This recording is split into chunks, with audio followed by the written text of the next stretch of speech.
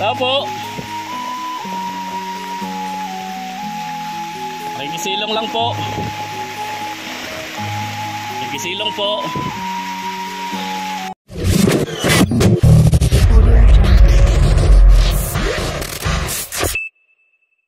Sumundo sa manggagamot na ligaw sa bundok ng Mauban, Quezon, basang-basa sa ulan. Makaabot kaya sila sa last trip? Ano kaya ang mangyayari kapag hindi agad siya nakita sa gubat? Guys, gandang hapon. Nandito po tayo ngayon sa Mauban, Quezon, kung saan sa gubat. Maulan. Kasama ko si Kuya.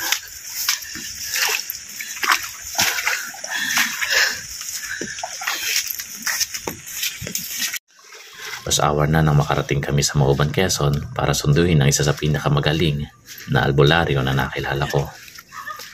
Subalit pagdating namin sa bahay nila ay wala ang magaling at mahusay na manggagamot. Nasa bundok ito ayon sa kanyang kapatid at pamangkin. Dami saging. Kaya naman agad kong tinanong kung ilang oras kung susunduin siya sa bundok. Ang sagot ng mga kapatid at pamangkin ay abutin ito ng humigit kumulang 30 minuto. Hindi na ako nagpaligoy-ligoy pa. Agad ako nagpaalam na kung pwede ba siyang sunduin sa bundok. At agad naman akong pinasamahan ng isa sa mga kapatid ng mga gamot sa kanyang pamangkin. At hindi na rin ako nagatubili na sumama kahit sobrang rurok ang ulan na may nagngangalit na lagaslas ng ilog sa batis. Agad naman akong nakakuha ng isang tao na magpapantay sa bundok para bantayan sa makina o traktora at mga halaman ng mga gamot. At siya na rin ang kasama ko pagpunta sa pinamuroonan ng mahusay at magaling ng mga gamot. Habang sa akin naman binigay ang susi ng motor para ako ang magmaneho dahil hindi marunong magmotor ang kasama ko na magbabantay o hahalili sa bundok para bantayan ng binabantayan ng susunduin kong manggagamot. Bago ko pa-start ang motor ay agad naman nagpresenta ang isa sa mga pamangkin ng manggagamot kaya tatlo kami sa motor. Konti-konti na lang. Pero sa totoo lang ay kinakabahan ako magmotor dahil malakas ang ulan. Mabuti na nga lang at hindi na ako ang nagmaneho ng motor dahil lang makita ko ang daan ay sobrang tarik nito, madulas, maputi at malumot. Maputik, nakalimutan ko. Kaya naman lalo akong kinabahan dahil kahit anong preno mo dito ay mahihirapan ang preno ng motor. Kaya madalas ay engine brake na lang ang nagana dito sa palusong na bahagi ng daan. Siguro mga kwarto. Nakarating na nga kami sa hangganan at iniwan na kami ng motor na naghatid sa amin. Bago tuloy ang makaalis ay kinuha ko ang kontak nito para pag nasa kalsada na kami. Kapag nakabalik na kami ay magpapasundo ulit kami sa motor. Unang arangkada nga namin ay puro palusong kasabay ng malakas na pagbuhos ng ulan at madulas na daan at ang iba ay matubig, lumalagaslas pababa. Hanggang sa narating namin ang ilog at sinawid namin ito. 2,000 years later. Tangay na. Sa mahirap dito, naiwan ako kasama ko. Hindi ko na alam kung saan ako lulusot. Ligaw na ako. Woo! Buwisit na yan. Hindi ko na alam daan. Bilis maglakad ng kasama ko. Saan ako dadaan dito? Nandito po ako ngayon sa Mauban, Quezon. Kung saan naiwan ng kasamahan dito sa gubat. Hindi na alam kung saan lulusot. Woo!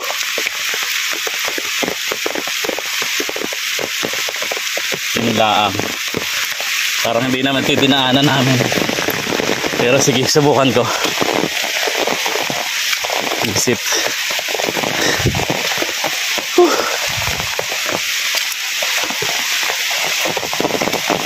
Ala, hindi ito. Pakalawak nito. Ang bilis maglakad ni brother. Hindi ito yung daan. Visit balik. Yung naghahabol kami sa last trip ng bus pauwi ng Lucena. 5:45 yung last trip ako. Oras na ngayon. Alas 4.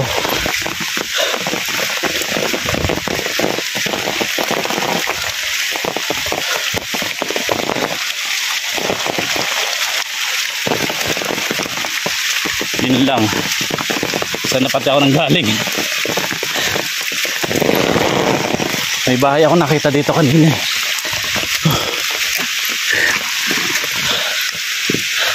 Woo! Woo! Pati bahay hindi ko na makita.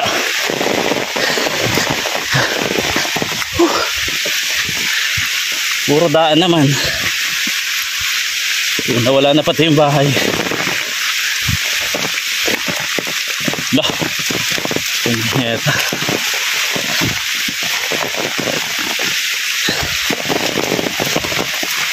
Yung bahay ako nakita dito kanina.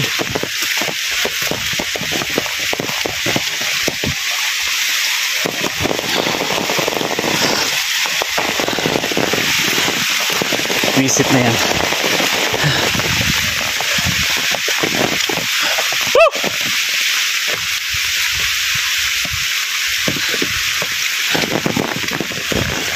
Ang hirap. Hindi ko na alam kung saan dadaan. Still po, narito po ako sa Mauban, Quezon, kung saan naiwanan ako ng kasama ko. May bahay ako kanina nakita. Nililigaw na ako. Bira sa biro, hindi ko na talaga alam yung daan. Woo!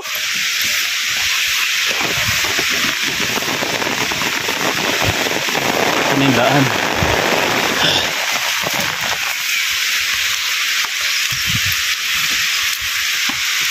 May sinundo lang kaming tao, manggagamot. 30 minutes nilakad namin sa bundok, kaso nung pauwi na, hindi ko na alam kung saan dumaan. Ang bilis niya maglakad. Hanapin ko lang yung bahay, tapos kung may signal, chat ko na lang yung susundo sa aming habal dito sa kubo. Kaso yung kubo hindi ko makita. Ayun.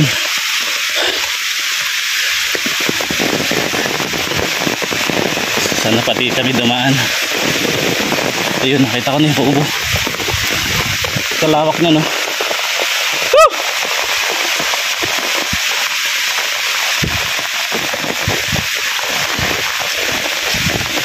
Pati yung pabalik dun sa naghatid sa akin, iniwan namin siya dun.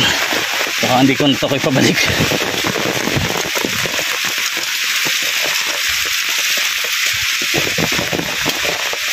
Ito, may kubo dito. Kakatakot. Woo! Tao po. Tao po. Makikisilong lang po. Makikisilong po. Chat na lang natin yung kasama natin. Nagmadali si brother kasi wala siyang payong. Wait lang ha, chat ko muna yung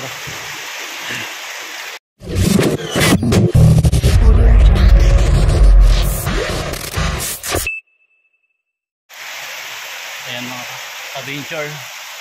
Hindi ako makatawag, hindi ako makatext. Bilis maglakad ng kasama ko. Lakas pa ng ulan. May kubo dito. Ayan. Hindi ko na rin alam kung saan ako nang galing. Kung saan ako babalik. Woo! Pag babalik ako dun sa kubo nung naghatid sa akin, hindi ko na rin alam kung saan yung daan. Wala pa naman signal. Paano tayo marirescue nito? Nasip na yan. Dito po ako sa Mauban, Quezon at ayan. Sumundo kami ng manggagamot dito sa gubat. Kaso naiwan ako, bilis niya maglakad kasi biglang umulan. So Dito ako napatakbo. Dito ako napadaan. Hindi naman yun yung daan. May daan din dito. Yan pa ito, puro daan. Dito, puro daan. Hindi ko na rin tanda kung saan ako nagmula. Kung dito ba? Nakakatakot naman dito. Paano tayo marirespond? Wait lang.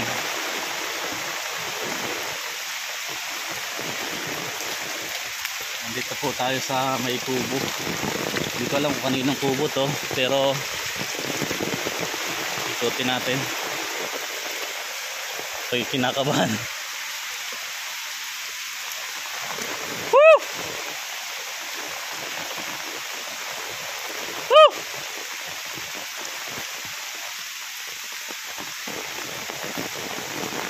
Medyo malabo na yung camera ko mga ka-venture. Hindi ko alam kung saan dumaan eh. Kung saan ako nanggaling. Woo! Tangin na mukhang wala pa naman akong lighter dito. Wala pa akong flashlight.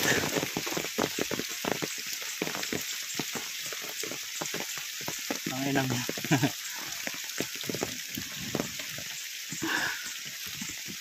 Saan ako dadaan? Bilis niya maglakad. Grabe. Woo!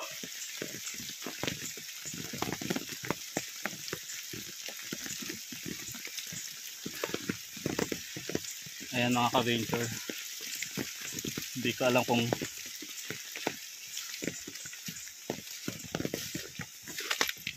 saan ako lulusod. Woo! Woo!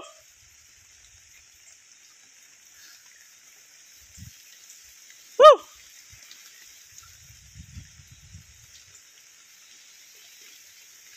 Hindi naman kami dito dumaan kanina nung naghatid sa akin.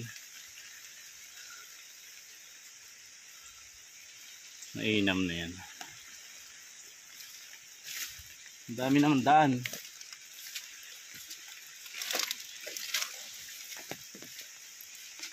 Hindi ko na pati alam kung saan ako nang galing.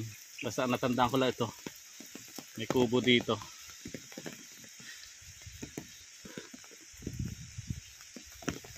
Nakabahan ako. Hanap akong signal. Ayun mga ka-venture. Himala na yung smart ko na hindi ko ginagamit. Nag-ring. Nakausap ko yung naghatid sa amin kaninang nakamotor. Tapos yung isang kasama ko naghatid doon sa manggagamot. Inaiwan na doon sa kubo. At siya magbabantay. Tapos pabalik.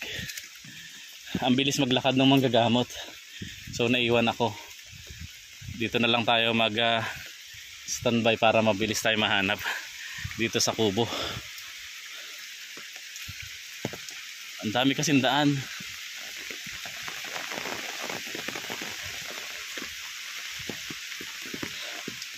Ay buti na lang yung dito na palagi kong ginagamit dito SIM. Hindi makakonek. Walang signal dito. Matagal ko nang hindi niluludan tong smart. Pero buti nag-ring, nakausap ko yung habal na naghatid sa amin. Sunduin na lang ako dito. Hindi ko kasi alam kung saan ako lulusot. Ayan o. Pati yung pinagmula namin ng manggagamot. Kung saan kami pumunta, kung saan namin siya sinundo. Hindi ko na rin alam kung saan lulusot. Ayun naman, may kubo naman kaso baka biglang abutin tayo na may-ari. Pero makikisilong lang po ah.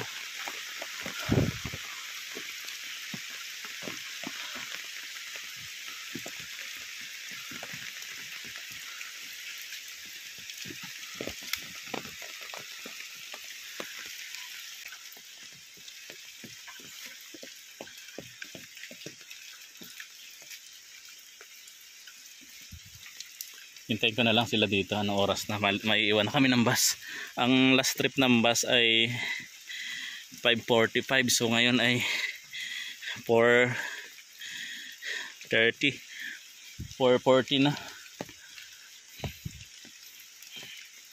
Sige, i-off ko muna at baka bigla akong malubat. Hintay na lang ako ng sundo. Na banggit ko naman kung saan ako naroroon. Ito.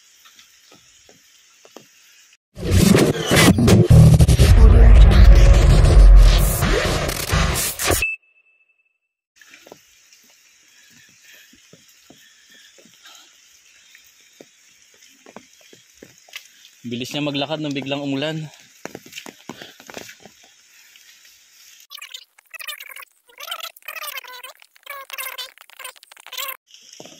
Yan. Sisya na po sa may bahay ha, sa may kubo nito. May daan dito. May daan dito. May daan dito. Halos paikot yung daan. Itong kubo babagsak na. Nakahutok na. Buti na lang maaga-aga pa. Kung babalik, alam ko may tinawid kaming ilog kaso saan na ba yun?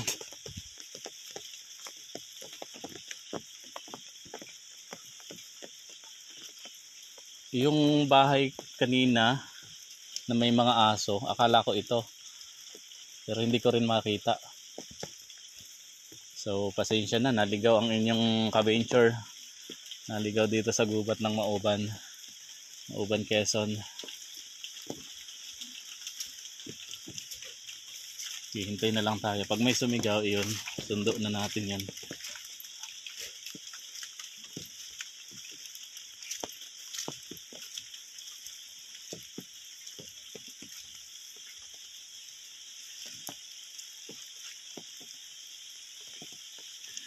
Schedule ko sana ngayong araw dun sa kaingin sa amin at maglilinis ako ng tataniman ko ng mga saging.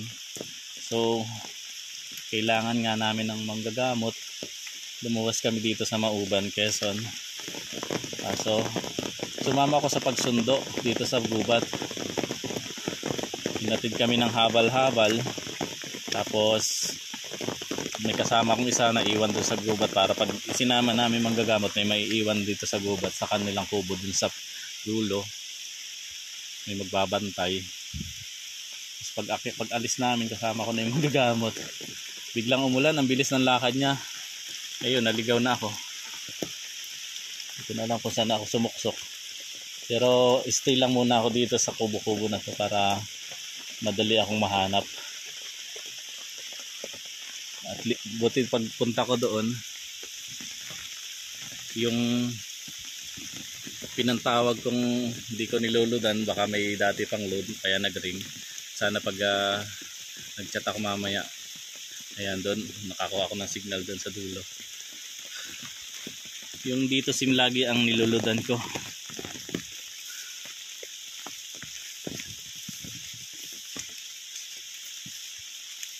Ayan. Dito gabihin na, ang oras na.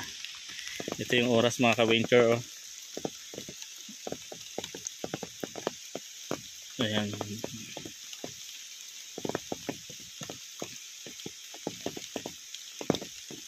mahirap makita kanyang oras. Hintay kami ng bus, 5:45 daw yung last trip. So nandito pa ako sa gubat, nag-iintay ng sundo at hindi ko na nga matok yung daan. I-off ko muna at tatawagan ko. Trinay kong i-call ulit yung smart ko. Pero ayaw na mag-ring, wala na daw balance. Siguro yung may regular na naiwan doon kaya nag-ring kanina. Pahinaw lang po. Kasambasan ako.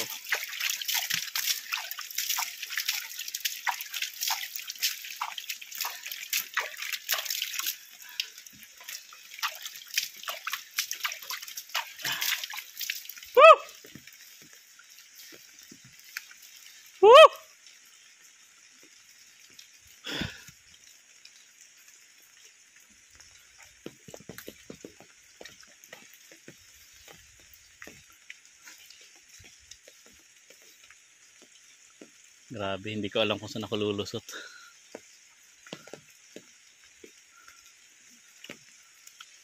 Woo! Woo! Mga ka-venture, nandyan yung sundo ko. May sumisigaw. Woo! Sa kubo ako! Sa pagkalipas nga ng ilang minuto ay narating namin ang kubo ng magaling at mahusay na manggagamot. Sakto naman ang pagdating namin sa kubo at kakauwi lang nito galing sa kanyang sinasaka. Agad naman niya akong nakilala kahit matagal na panahon na kami ay hindi nagkita. Kumustahan at agad ko na sinabi ang pakay ko sa kanya. At agad ko rin sinabi na habol namin ang last trip ng Genesis sa Mauban. Ito ay ang minibus. At pagtingin ko sa relo ko ay may halos kulang 2 oras na lang ay may iwan na kami ng biyahe.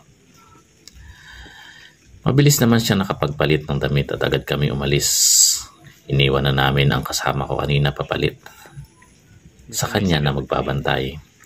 Hindi ko na nga binidyo ang pag-uusap namin habang kami ay nasa kubo. At hindi ko na rin pinakita ang kanyang pagkakilanlan dahil walang pahintulot maging yung mga naghatid sa akin.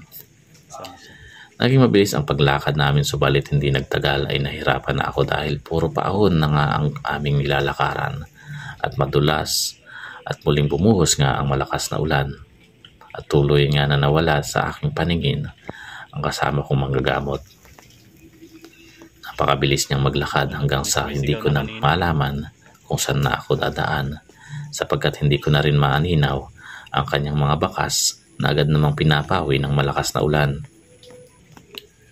Kung hindi agad ako natagpuan, lamig at lamok ang aking kalaban, pero pinakamatinding kalaban sa laot ng kadiliman sa gitna ng kagubatan ay ang ating damdamin at ang ating isipan na pilit maglalaro sa mga kababalaghan. Sana yun. Ang video nga na ito ay maingat kong itinago ang pangalan at larawan ng magkagamot dahil hindi sila pumayag na makita sila sa vlog ko. Ganon din ang pasyente ko, hindi ko na rin pinakita. Pero ang masasabi ko, gumanda at nag-aliwalas ang pakiramdam ng pasyente ko sa una pa lang nilang pagkikita. At sana magtuloy-tuloy na ang paggaling nito ang pasyente ko. Dito nga. Ayun sila.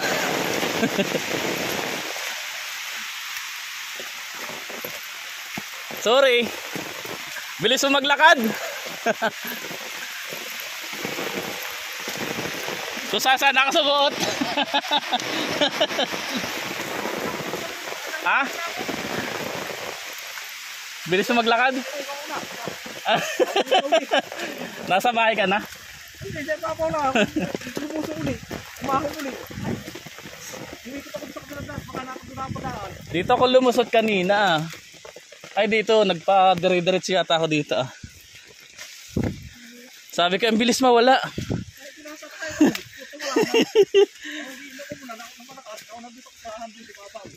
Tapos nawala yung signal ng cellphone. Buti may extrang load yata. Nakatawag siguro may extrang load. Yung smart ko. May iwan na tayo ng bus. Bumalik ka pa, pasensya na. Gabi na.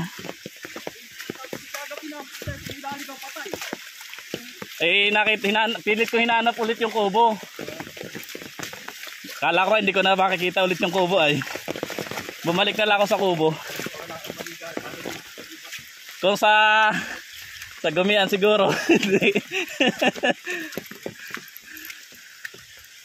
Parang doon ako nagsuksok oh. Doon ako bumaba.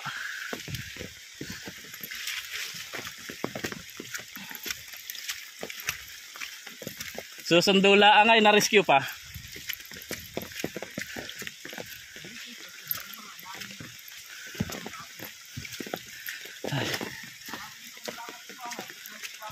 Ha?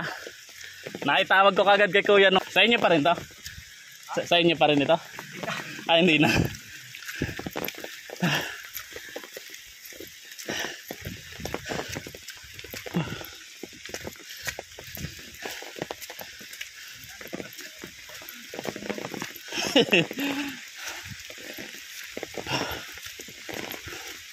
Mukhang malayo pa.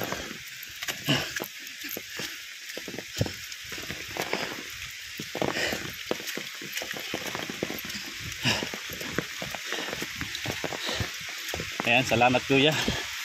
Napagsundo. Mula na naman ng malakas.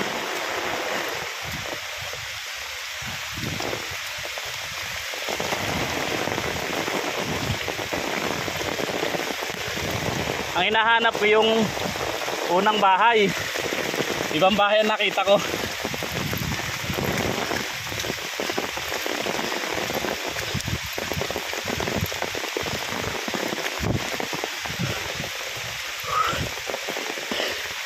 Yeah.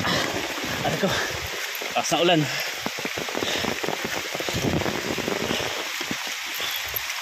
Putik.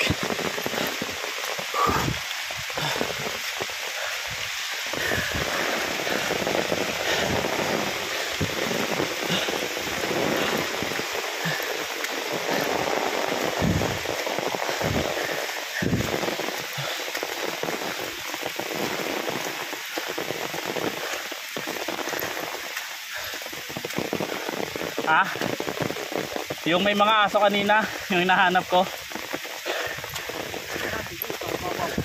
Yung kasama namin kanina pagsundo.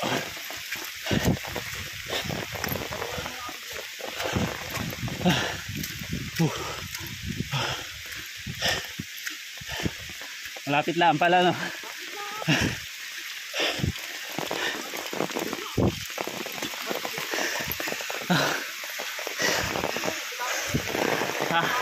Saan? Ay, doon yata ako galing. Pag ganun.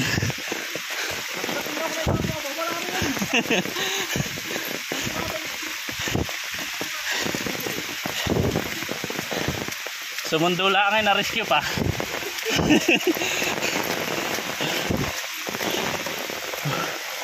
Lawak ko. Tarik. Akitin pa namin yan.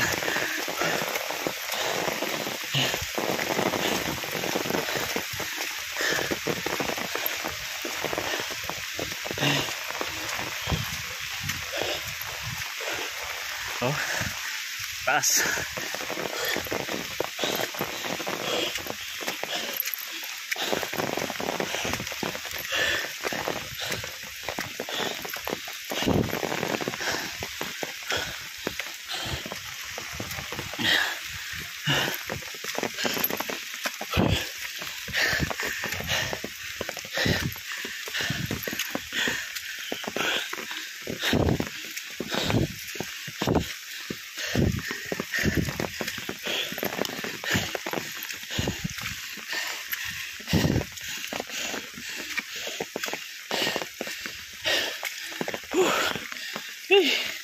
Kulang pa sa exercise.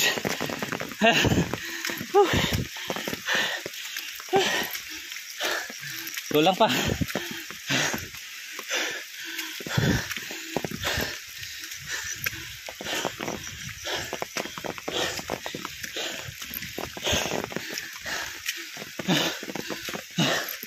Parang dito din na namin.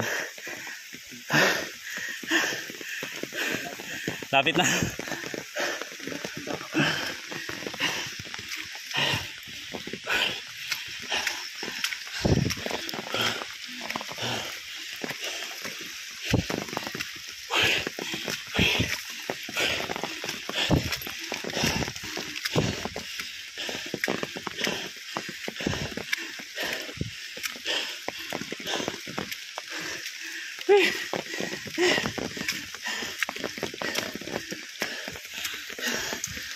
Taas, oh.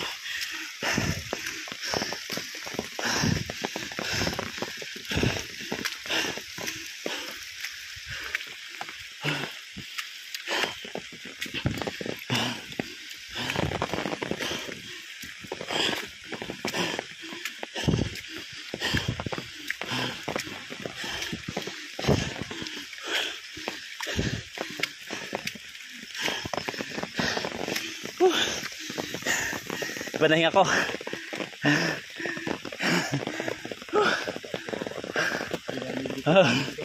Hindi na ako maliligaw dyan.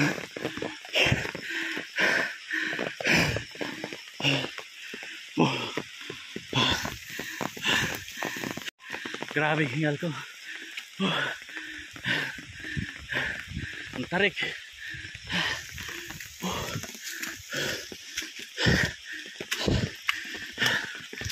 Pero lagi sinasabi ng manggagamot, hindi ako ang magaling at nagpapagaling. Instrumento lang ako ng ating Panginoon.